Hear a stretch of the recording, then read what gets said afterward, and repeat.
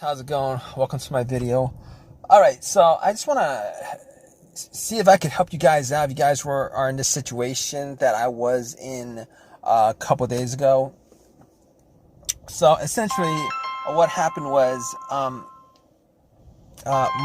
car was fine. Like a couple days ago, I was driving my car's fine the whole entire day, non-issue. I was using it the whole entire day to go shopping, to pick up stuff, go to the park, etc., etc. So pretty much at the end of the day, I was going to grab some dinner. Went to Burger King, got a couple Whoppers and chicken nuggets and stuff like that. Spent about, I don't know, maybe like 30 minutes. 30 minutes. Spent 30 minutes and came back out and tried to start the car, and it would crank, but it wouldn't. It wouldn't start. It wouldn't run. It would crank real strong, but it wouldn't run. So basically, I was thinking, since I had a battery issue about a month before, and I changed out the battery, I was thinking maybe it's connected in some way. Maybe I bought a battery that was, that was bad. Semi easy fix, nothing too bad. So basically what I did was I turned on my headlights, went out and checked to see whether the beams were good and bright, which they were. The beams were good and bright. So, so at that point I was thinking to myself, all right, now it cranked pretty strong a couple of times. All right, I did try to crank it a couple of times, at least 3 or 4 times, maybe even 5 times, and it would not run. So what I did was I pressed the accelerator a couple of times, and guess what? It still didn't run. Still didn't run. So I was playing with the shifter. Maybe the shifter is not in parked or whatever. Try to push it.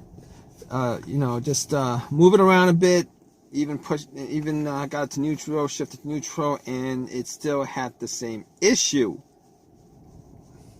And guess what I did? Next, I went and checked out the battery compartment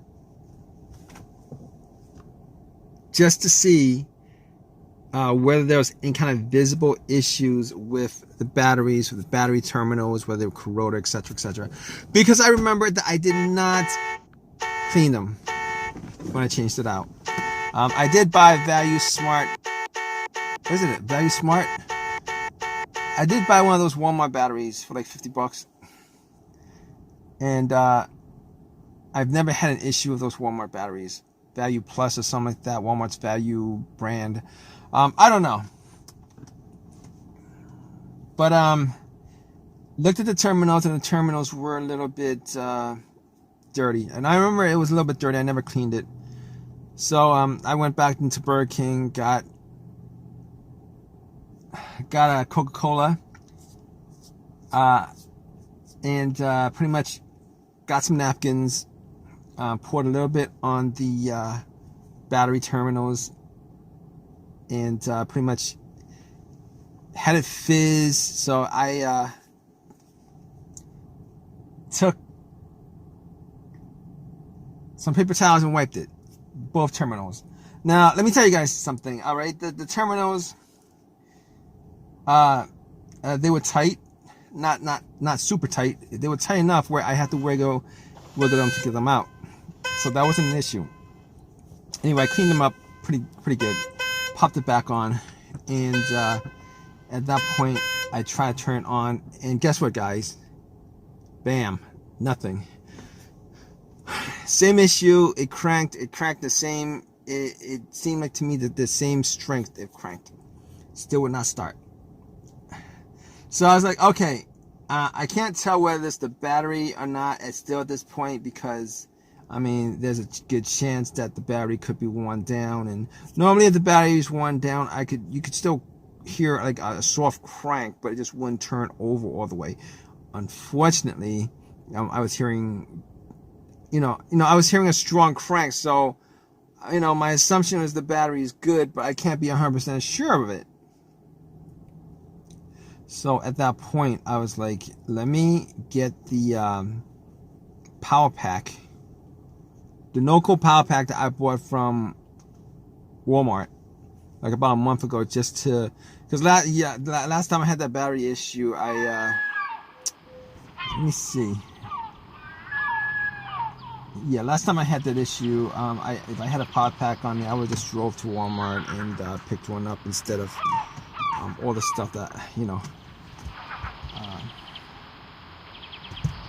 anyway.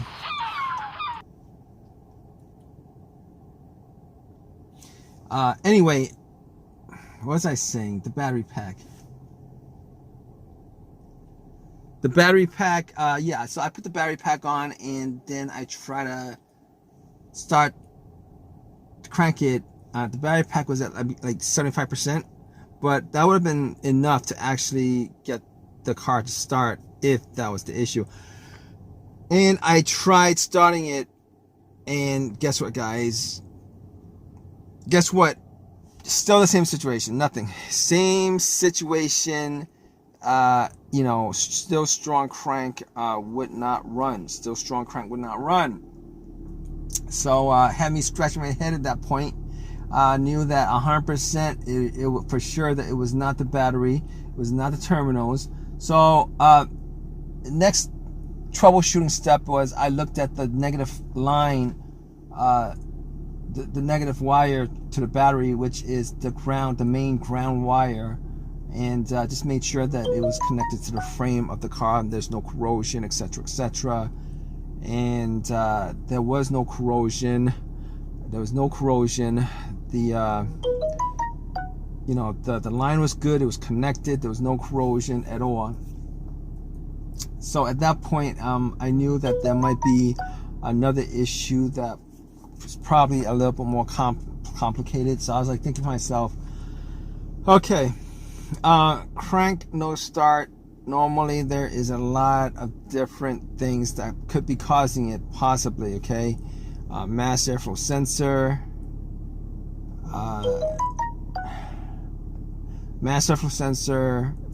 camshaft, crankshaft, throttle position sensor, ECM, the car's computer, all that stuff could possibly cause it. And I was thinking to myself, was there a check engine light? Nope, pretty sure there was no check engine light. For a long while that I haven't had a check engine light on this car. Pretty sure 100% there was no check engine light. So because of that,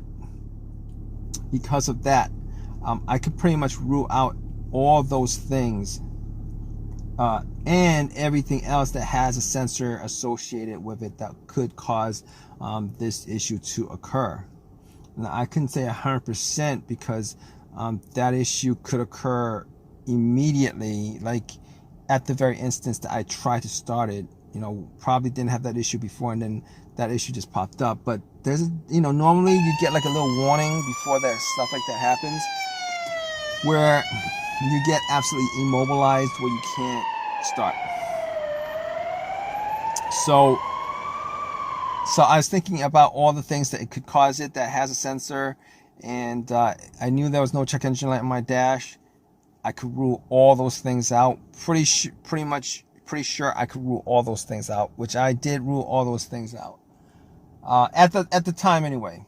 All right, and I did have an OBD2 scanner, but that didn't cross my mind when I was taking the terminals off the battery. Normally, when you take terminals off the battery, you erase all the codes. But seeing as how I did not have any check engine light on my dash, I don't think that would have caused the issue. Okay, so moving on. There's one other thing that could still cause it relating to the check engine light and the car's computer, etc., which is sometimes if there's no connection between the car's computer to the car itself, the ECM to the components of the car, the car's computer to the components of the car, there is a chance that it would just cause a crank no start issue. Okay, so basically, I had an OBD2 reader, plugged it in, and just to check up on that, I made sure that the OBD2 read all the way through, which it did. Now, if it didn't read all the way through, it read like halfway, and then it just stopped and says, you know, and gives me a message that it wasn't able to pick up the car's computer. It just kept on hanging there for like a good extended period of time without running all the way through, scanning all the way through. I would know that it was the car's computer that had some issues, but because it read all the way through, I knew that it wasn't the car's computer that had issues. Anyway, moving on to the next thing. I was thinking there's a possibility that it could be a fuel-related issue. Unfortunately, I did not have starter fluid, and I did not have a second person there to spray starter fluid into the air intake and then try to start the car. So I didn't know whether it was a fuel issue or not. But with that situation, there was a way that I could try to figure out whether the fuel pump was working or not. And here is what I did. Normally, if you guys want to check whether the fuel pump is working, normally what happens is the fuel pump primes when you put the car into the on position right before you crank. You could hear, sometimes you could hear like a whizzing sound. So basically with this situation, you would want somebody right next to right next to the gas cap. You would want somebody to, you would want to take the gas cap off, have somebody right next to the gas cap, try to listen to a whizzing sound. All right, and then have somebody in the car turn to the on position, have somebody outside listen to the gas cap area to see whether there's a whizzing sound or not. Unfortunately, like I said, there was only me there, so I turned everything off, closed the door, wound up the windows. It was a warm day, but for a quick second, I turned the key. I turned the ignition to the on position and try to listen for a whizzing sound. And unfortunately, I could not pick up anything. I could not be sure whether there was a whizzing sound or not. So at that point, I was like, okay, we can't resolve it like that. We can't solve the situation. I couldn't solve that situation. I couldn't figure out whether the fuel pump was working or not with that situation. So at that point, I was thinking to myself, okay, here's what I could do. All right, I'm gonna check out all the.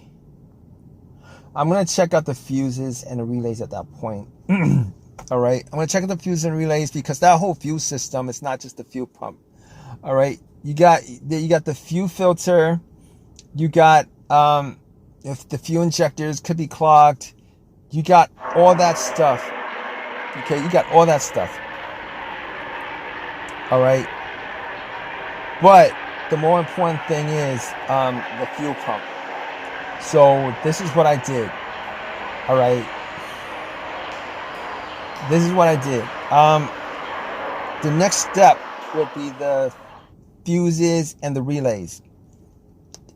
All right, I open up the fuse box and pretty much check to see if any of the fuses were blown or not. All right, check to see whether any of the fuses were blown or not. Looked at the fuses, see if I could see any kind of brownish coloration on the fuses, and see, just try to see if I could smell any kind of burnt smell. And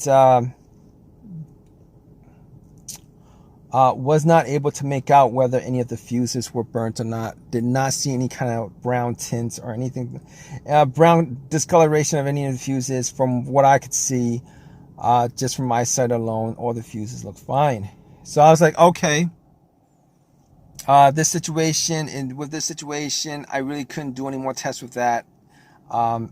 So I moved on to the relays. All right, and I checked out, figured out where the fuel pump relay was, and pretty much it didn't look like it had any issues, but you wouldn't notice if it had any issues right off visually looking at it, even if it did have any issues with relays and stuff like that. It's not something you could like test out as easy as you can with the fuses. So what I did was I looked for another relay that had this, a similar relay, the exact, a similar relay. So what I did was I popped out that relay and I swapped it.